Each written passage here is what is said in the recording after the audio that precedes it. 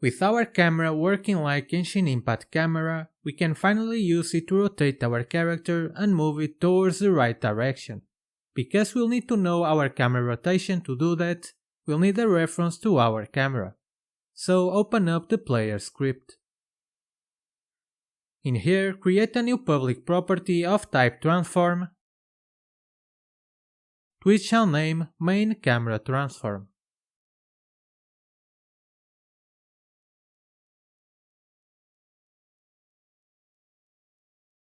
Then in the awake method, type in main camera transform equals to camera.main.transform. We are getting the main camera and not the scene machine camera because scene machine controls the main camera, so we are safe to get our data from there. Now, camera.main was something that wasn't very performant before, and that's the reason why we are caching it here.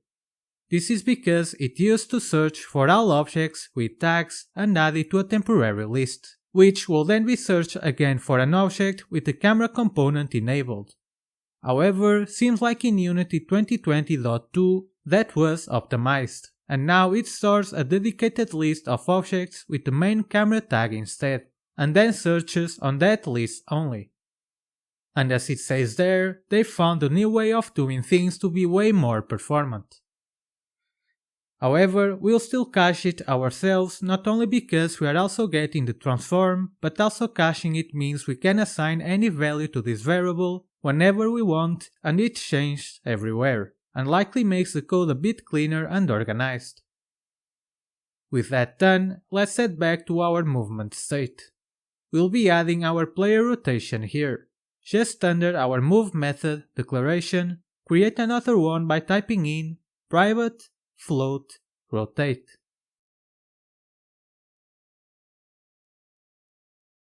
We'll accept a parameter of type vector3 named direction, which is simply the direction that our player will rotate towards.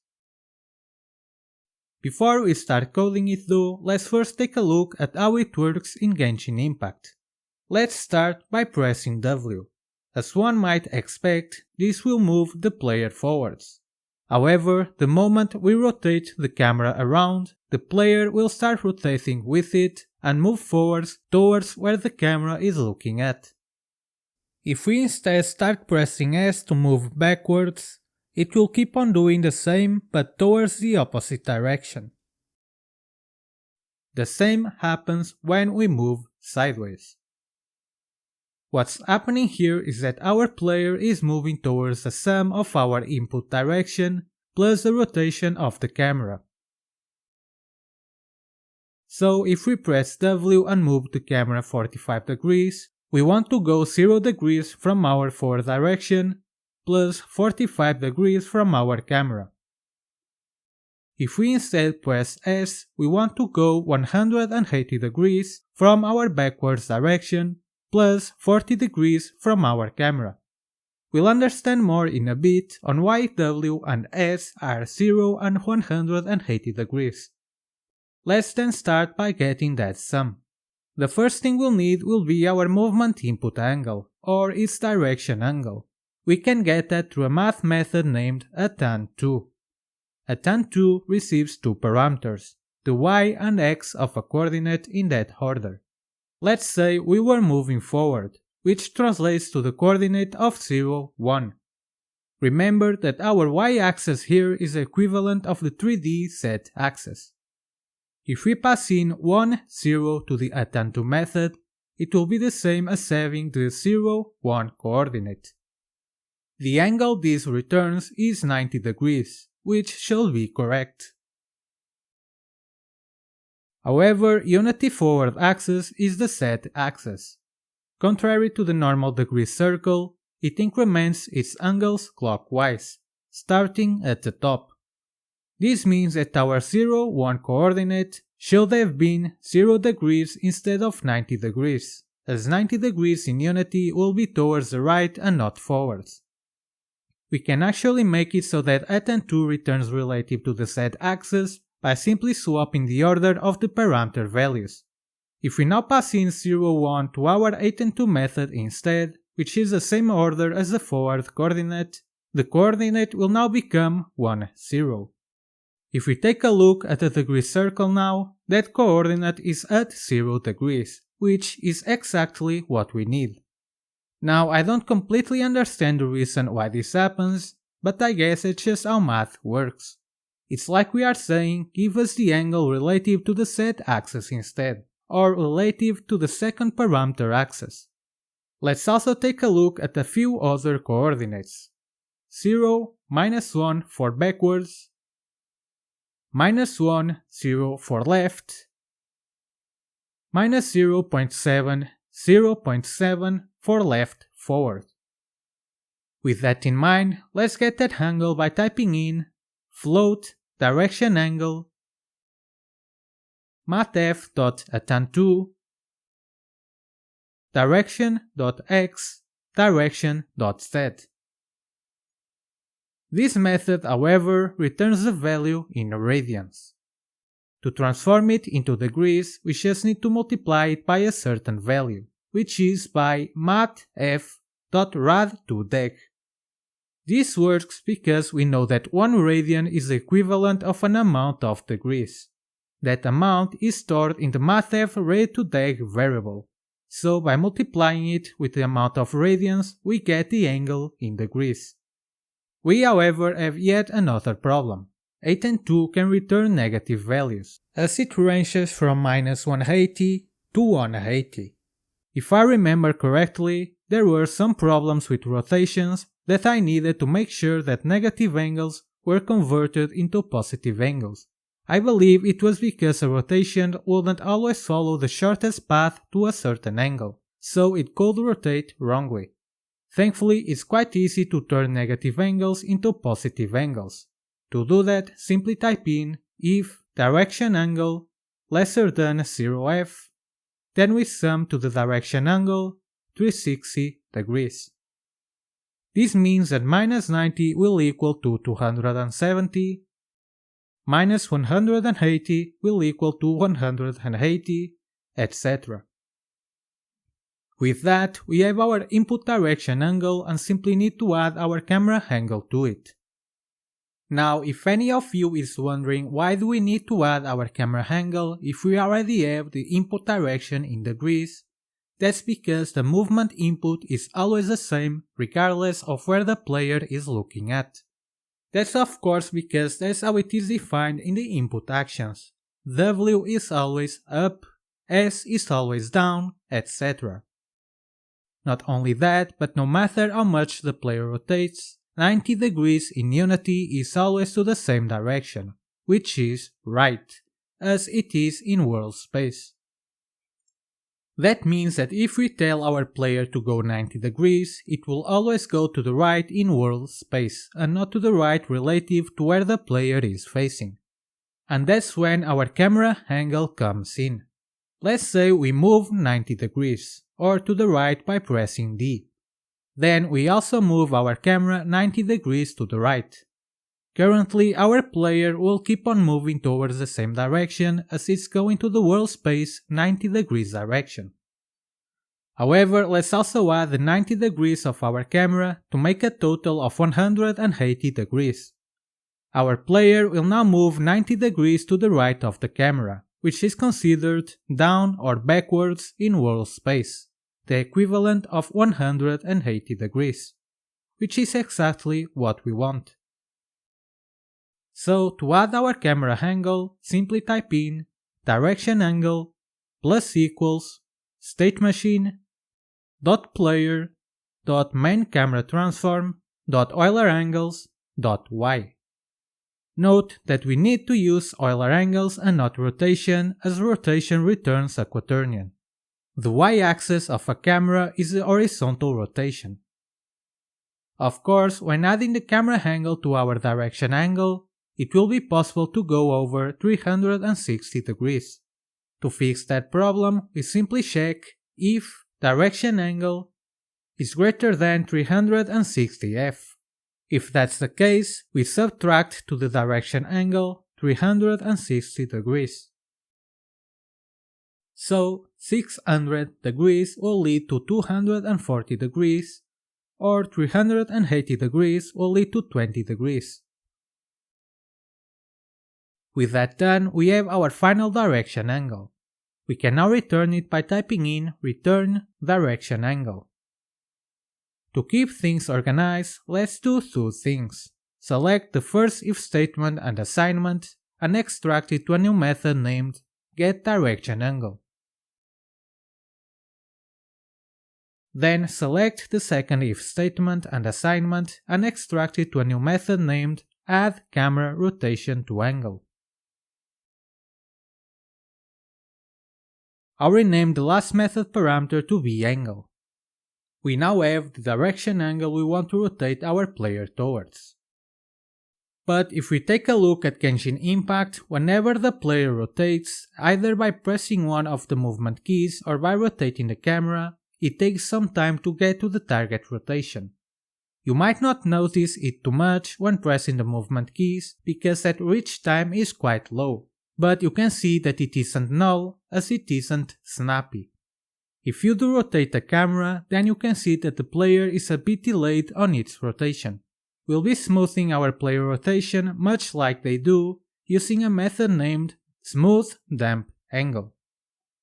This method requires a few things from us: the current angle, which we'll be able to obtain from our player rotation, the target angle, which is our direction angle, a velocity, which the method takes care of updating its value, and the amount of time it should take to reach the target angle.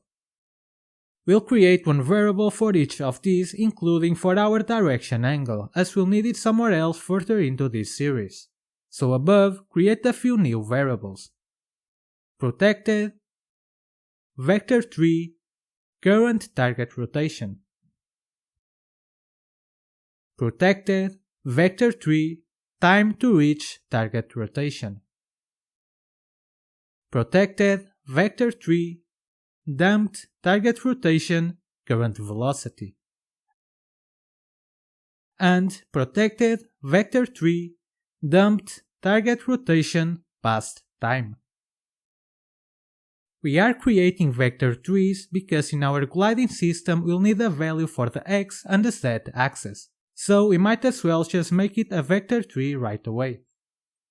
We now need to initialize our reach time to a certain value, so in our constructor call in a new method named initializeData.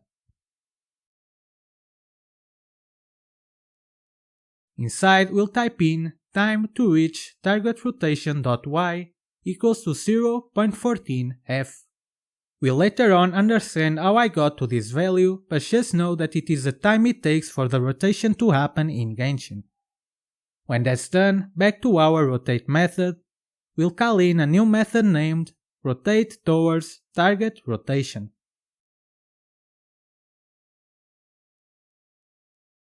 I'll make this method protected and move it to the reusable methods region.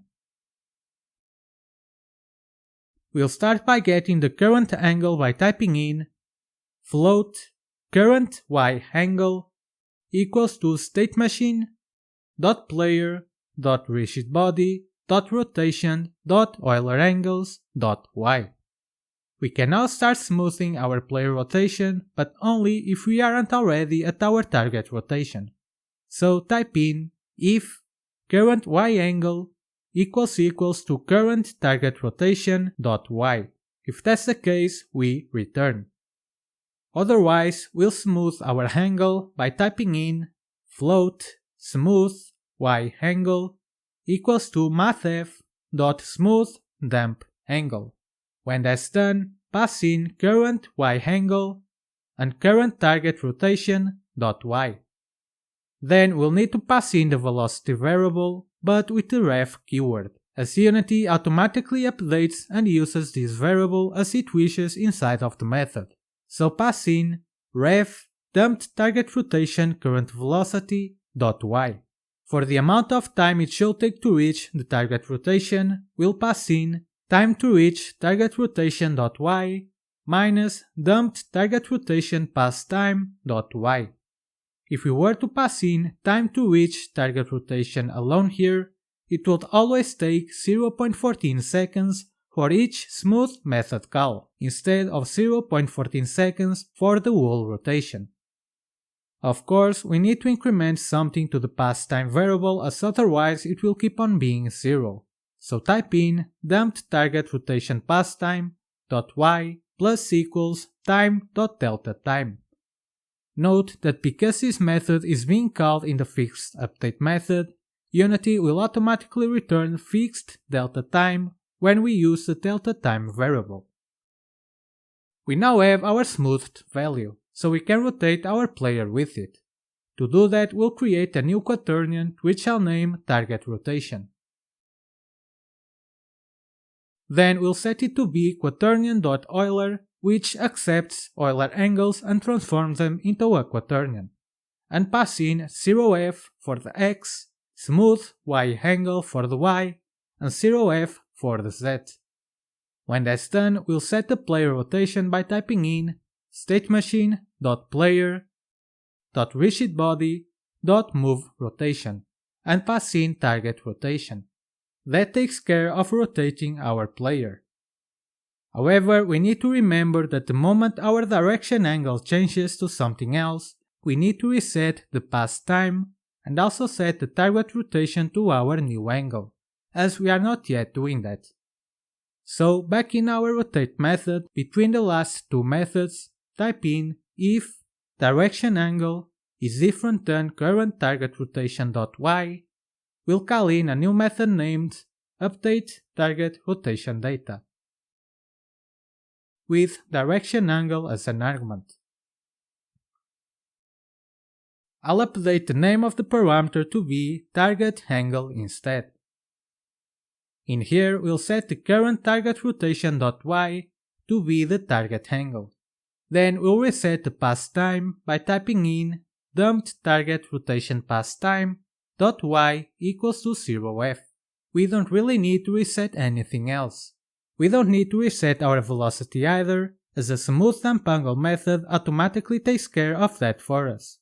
Back in our rotate method, I'll select the code of the if statement up until the getDirectionAngle method and extract it to another method named updateTargetRotation.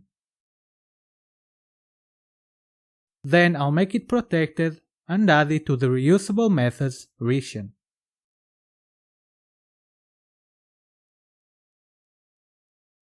I'll also add a new parameter of type bool named shouldConsiderCameraRotation, defaulted to true. Then, before we add our camera angle, type in if shouldConsiderCameraRotation and put the line inside of this if statement. We'll need this later for our dashing state. We now have everything needed to rotate our player. Of course, we aren't yet calling the rotate method anywhere. If we take a look at Genshin Impact, if we move the camera around while idling or jumping, our player won't rotate with it. This simply means that our rotation only happens when we are moving. The idling and jumping are not considered moving because we set their speed modifiers to 0. So in our move method, right after we get the movement direction, type in float target rotation y angle equals to rotate and pass in movement direction. We now need to transform this angle into a direction that the player can move towards, as right now we are moving towards the input direction, which will always be the same regardless of the camera angle. To do that, type in vector3 target rotation direction equals to get target rotation direction, passing in target rotation y angle as an argument. I'll rename the method parameter name to be target angle instead. I'll also make it be protected and add it to the reusable methods region.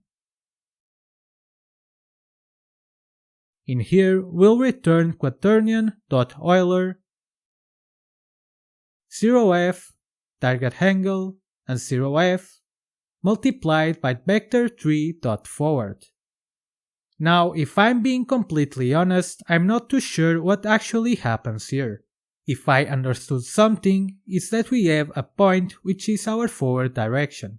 And then we want to know what point would we get if we rotated that forward direction by an amount of degrees, let's say 45 degrees. With this multiplication of a quaternion which represents our 45 degrees angle by a vector, some black magic happens and we get our normalized point, which is the direction we want to go to. We pass in vector3.forward here because we always want a rotation from the Z axis, which is the player forward axis. Do note that it's apparently important for the multiplication to be a quaternion by a vector and not the opposite, so order matters here. With that done, let's go back to our move method. In the add force method, we now swap the movement direction with our new target rotation direction, which already comes normalized. If we save and go back to Unity, entering play mode should allow us to move and rotate our player around correctly.